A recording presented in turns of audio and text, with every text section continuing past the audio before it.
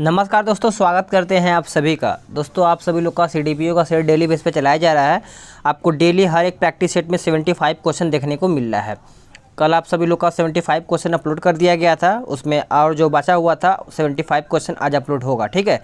यानी 76 से आपका यहाँ पे शुरू किया जाएगा।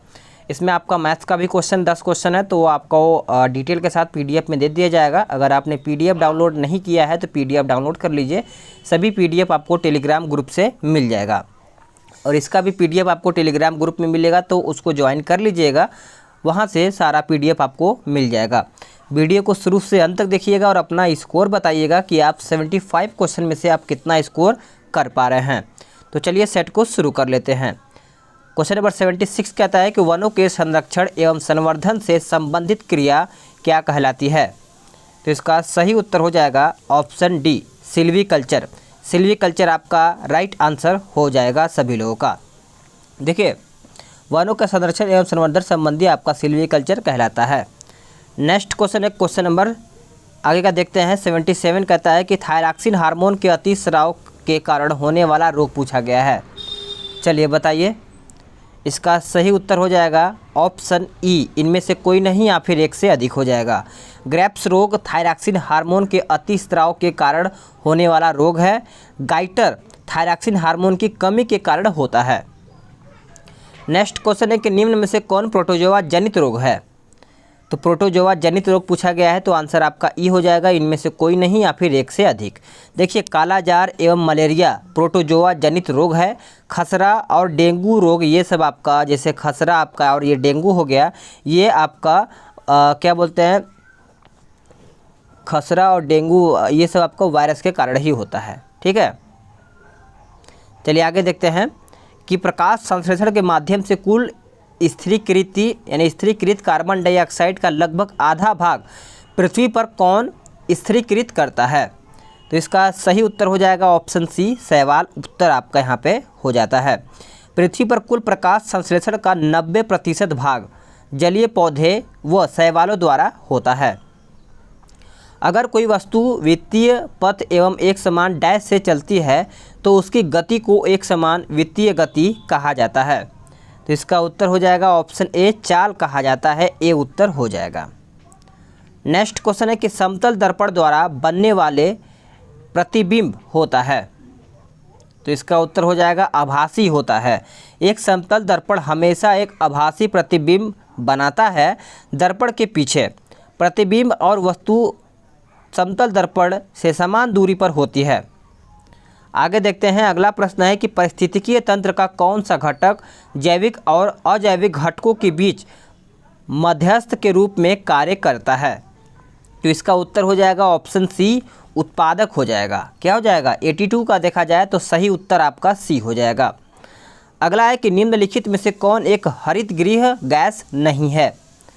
तो इसका उत्तर हो जाएगा ऑप्शन ए, O2।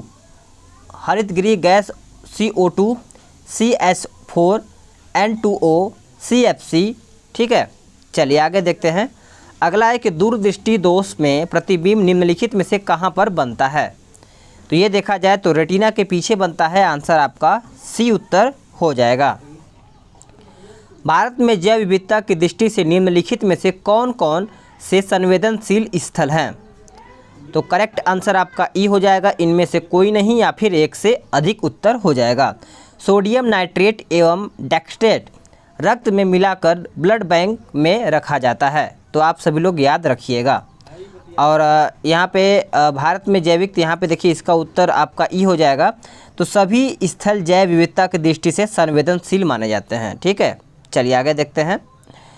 अगला प्रश्न कहता है कि रक्त कोष में रक्त किस रसायन के साथ मिलाकर रखा जाता है। तो इसका उत्तर हो जाएगा ऑप्शन ई, इनमें से कोई नहीं या फिर एक से अधिक। नेक्स्ट क्वेश्चन है कि निम्न में से किन भौतिक राशियों को व्यक्त करने के लिए केवल परिणाम की आवश्यकता होती है।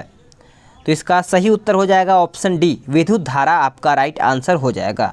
देखिए, अदिश राशियों को व्यक्त करने के लिए केवल परिणाम की आवश्यकता होता है। विद्युत धारा एक अदिश राशि है। नेक्स्ट क्वेश्चन है कि तापमान का एसआई मात्रक क्या है। तो तापमान का एसआई मात्रक देखा जाए तो ऑप्शन सी हो जाएगा, केल्विन आपका राइट आंसर हो जाता है। निम्नलिखित में से कौन सा विटामिन रक्त का थक्का जमने के लिए उत्तरदायी है? तो रक्त का थक्का जमने के लिए देखा जाए तो विटामिन के हो जाएगा। आंसर आपका 89 का डी उत्तर हो जाएगा। खुला रुधिर परिसंचरण तंत्र यानी ओपन ब्लड सर्कुलेटरी सिस्टम पाया जाता है। तो ये आपका जो पाया जाता है ऑप्शन आपका ई हो जाएगा, इनमें से कोई नहीं या फिर एक से अधिक।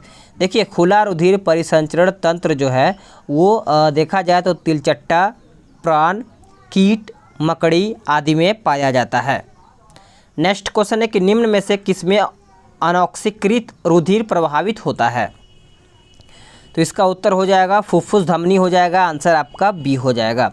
इसमें अनऑक्सीकृत यधिर प्रभावित होता है।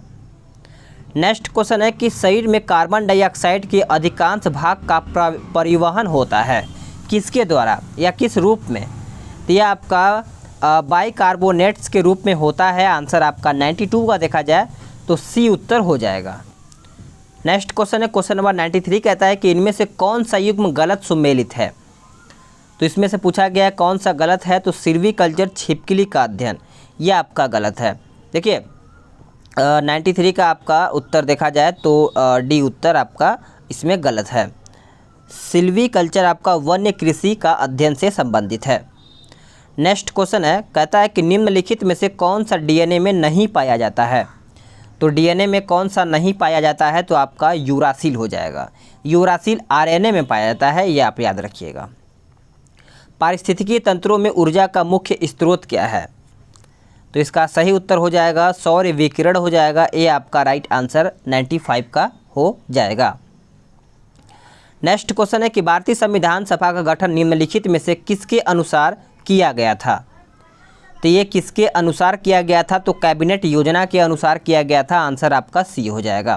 कैबिनेट मिशन योजना द्वारा सुझाए गए प्रस्तावों के तहत नवंबर 1946 में, याद रखिएगा, और नवंबर 1946 में संविधान सभा का गठन हुआ था। अगला है कि संविधान सभा में उद्देश्य प्रस्ताव प्रस्तुत किया गया था कब? तो ये किया गया था 13 दिसंबर 1946 को। आंसर आपका डी हो जाएगा। पंडित नेहरू ने संविधान सभा में ऐतिहासिक उद्देश्य प्रस्ताव प्रस्तुत किया था। संविधान के किस अनुसूची में राज्यसभा के लिए राज्यों व संघ राज्य क्षेत्रों में सीटों की आवंटन का वर्णन किया गया है?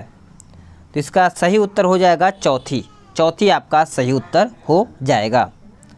नेक्स्ट क्वेश्चन है क्वेश्चन नंबर 99 कहता है कि निम्नलिखित में से कौन सा विषय समवर्ती सूची के अंतर्गत नहीं आता है? तो इसका उत्तर हो जाएगा ऑप्शन ई, इनमें से कोई नहीं या फिर एक से अधिक। देखिए पंचायती राज व कृषि राज्य के अंतर्गत आते हैं, आप सभी लोग याद रखिएगा। नेक्स्ट क्वेश्चन है कि संविधान सभा में भाग 4 को कब शामिल किया गया था? तो ये शामिल किया गया था 1976 में। याद रखिएगा 1976 में इसे शामिल किया गया था 42वें संविधान संशोधन के द्वारा। अगला क्वेश्चन है कि संघ की कार्यपालिका शक्ति राष्ट्रपति में निहित होगी और वह इसका प्रयोग संविधान के अनुसार स्वयं अपने अधीनस्थों के द्वारा करेंगे, इसका उल्लेख करेंगे। तो करेक्ट आंसर देखा जाए तो अनुच्छेद 53 हो जाएगा। राइट आंसर आपका यहाँ पे बी हो जाएगा। निम्नलिखित में से कौन संसद के किसी भी सदन का सदस्य नहीं होता है और ना ही वह संसद में बैठता है, लेकिन वह संसद का अभिन्न अंग होता है? तो इसका उत्तर हो जाएगा राष्ट्रपति आपका राइट आंसर हो जाएगा। किस संविधान संशोधन अधिनियम द्वारा मतदान करने की न्यूनतम उम्र सीमा 21 वर्ष से घटा करके 18 वर्ष कर दिया गया है? तो इसका उत्तर हो जाएगा 61वां संविधान संशोधन हो जाएगा। आंसर आपका यहाँ पे बी उत्तर हो जाएगा सभी लोगों का। ये कब किया गया था? तो देखा जाए तो 1989 में 61वां संविधान संशोधन द्वारा 1988 के द्वारा मतदान करने की जो न्यूनतम उम्र सीमा थी 21 वर्ष, उसको घटा करके 18 वर्ष कर दिया गया। निम्नलिखित में से किस संविधान संशोधन अधिनियम को लघु संविधान कहा जाता है? एकदम सिंपल सा क्वेश्चन है 42वें संविधान संशोधन को, ठीक है। ये 1976 में लघु संविधान कहा जाता है। अगला है कि संविधान का कौन सा अनुच्छेद अंतर्राज्यीय जल विवादों के न्याय निर्णय से संबंधित है? तो इसका उत्तर हो जाएगा अनुच्छेद 262। ए राइट आंसर हो जाएगा। नेक्स्ट कि बाह्य आक्रमण के आधार पर देश में अब तक कुल कितनी बार राष्ट्रीय आपात की घोषणा किया गया है? तो इसका उत्तर हो जाएगा 106 का ऑप्शन ए 2 आपका यहाँ पे राइट आंसर हो जाएगा। सर्वप्रथम राष्ट्रपति शासन का प्रयोग निम्नलिखित में से किस राज्य में किया गया है? तो कौन से राज्य में किया गया है 107 का? तो देखा जाए तो आपका ए उत्तर हो जाएगा ऑप्शन ए बिहार राज्य आपका यहाँ पे माफ़ कीजिएगा 107 है ना, तो 107 का उत्तर आपका ए नहीं होगा, पंजाब आपका यहाँ पे हो जाएगा। 1951 में पंजाब राज्य में लागू किया गया था। राज्यसभा के सभापति का चुनाव करते हैं, तो इसका उत्तर हो जाएगा लोकसभा एवं राज्यसभा के सभी सदस्य हैं उनके द्वारा होता है। संविधान के किस अनुच्छेद को व्यापारिक रूप से देने के लिए 73वां संविधान संशोधन अधिनियम पारित किया गया? तो इसका उत्तर हो जाएगा ऑप्शन सी अनुच्छेद 40 उत्तर आपका यहाँ पे हो जाता है। नेक्स्ट क्वेश्चन है क्वेश्चन नंबर 110। किसी व्यक्ति के संसद के किसी भी सदन का सदस्य नहीं होने पर भी उसकी अधिकतम कितनी समयावधि के लिए मंत्री नियुक्त किया जा सकता है? तो देखिए याद रखिएगा 6 माह तक हो जाएगा, ऑप्शन आपका यहाँ पे बी हो जाएगा। जो व्यक्ति संसद सदस्य नहीं हो उसे 6 माह तक की अवधि के लिए बतौर मंत्री नियुक्त किया जा सकता है, ये पॉइंट आपको याद रखना चाहिए। नेक्स्ट क्वेश्चन है कि भारतीय संविधान का कौन सा अनुच्छेद शिक्षक संस्थानों में धार्मिक शिक्षा एवं धार्मिक उपासना में उपस्थित होने से स्वतंत्रता प्रदान करता है? तो इसका उत्तर हो जाएगा ऑप्शन डी अनुच्छेद 28 आपका यहाँ पे उत्तर हो जाता है। नेक्स्ट क्वेश्चन है कि ऑपरेशन ग्रीन मिशन का संबंध निम्नलिखित में से किससे है? तो ग्रीन के बारे में पूछा गया है, तो आपका टमाटर प्याज आलू उत्पादन में वृद्धि से संबंधित ऑपरेशन ग्रीन मिशन का संबंध हो जाता है। तो इसका उत्तर आपका सी उत्तर होगा। स्वतंत्रता भारत के प्रथम वित्त मंत्री निम्नलिखित में से कौन थे? तो करेक्ट आंसर आपका आर के पणमुखम शेट्टी हो जाएगा, आंसर आपका डी उत्तर हो जाएगा।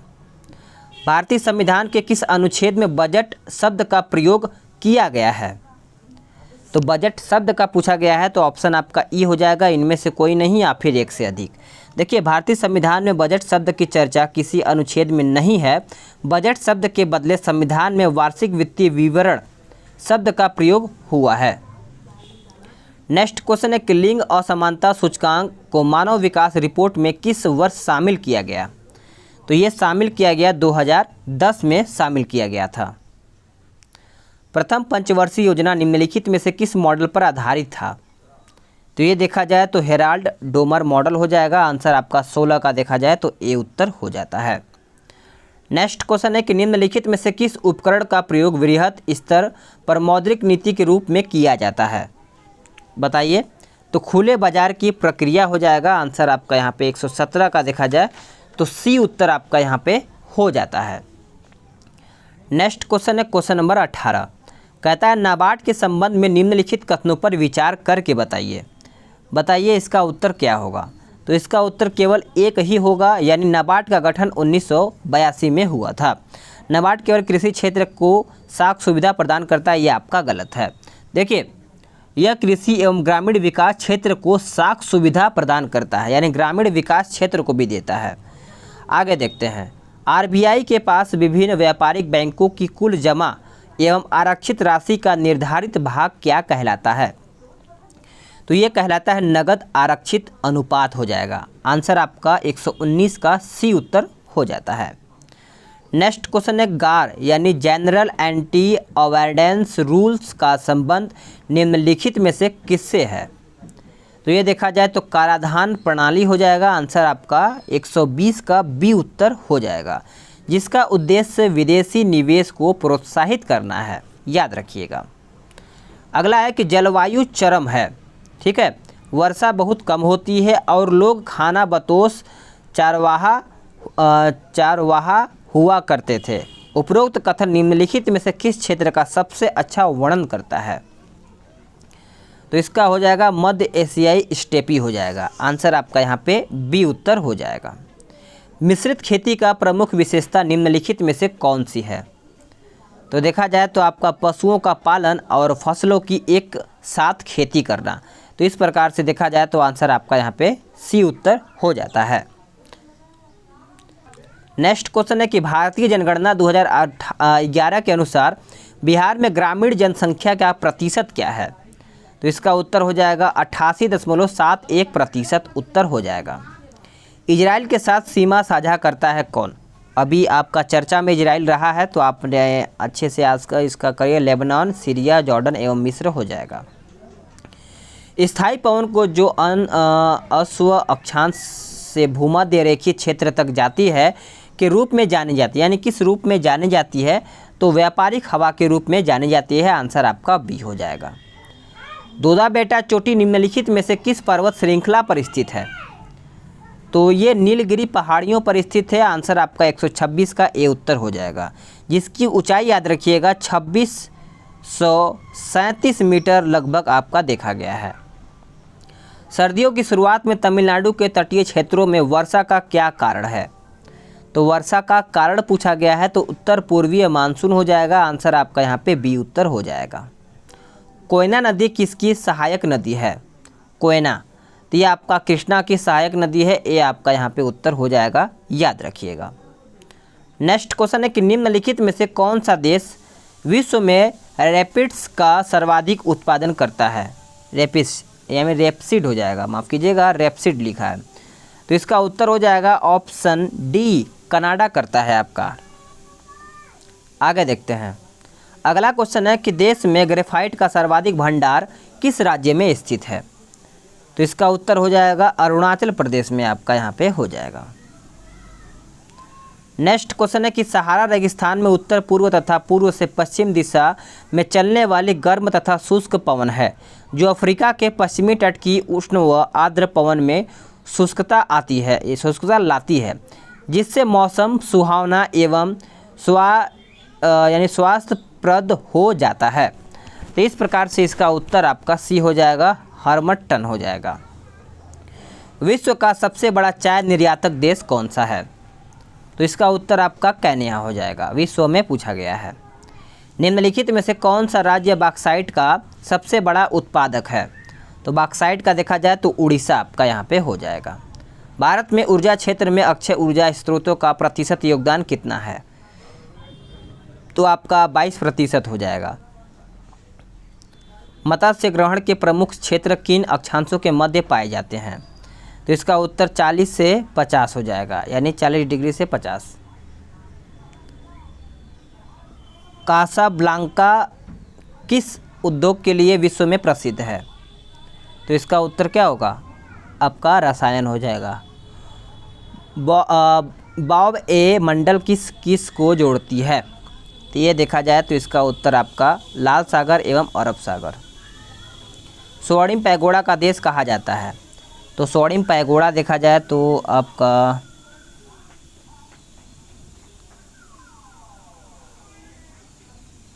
बताइए, इसका आंसर आपका म्यांमार हो जाएगा। छऊ सरहुल लोक नृत्य का संबंध किससे है? तो ये आपका हो जाएगा झारखंड से।